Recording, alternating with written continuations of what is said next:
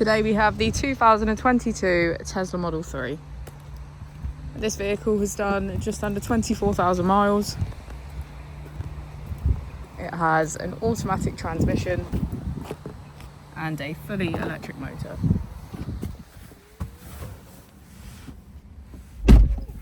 On our user interface, we're met with an overview of the vehicle. This allows us to open the bonnet, charging port and boot, all from within inside the car. If we click on the Tesla icon in the bottom right, we can access our controls, dynamics, charging, autopilot, schedule, safety, service and software.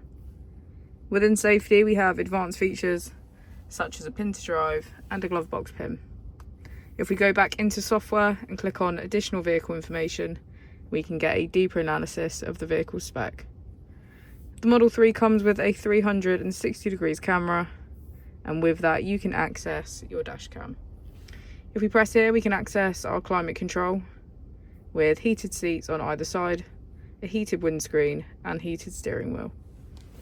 As we go into the back of the vehicle, we can see that it has a full leather black interior and get a good view of our panoramic roof.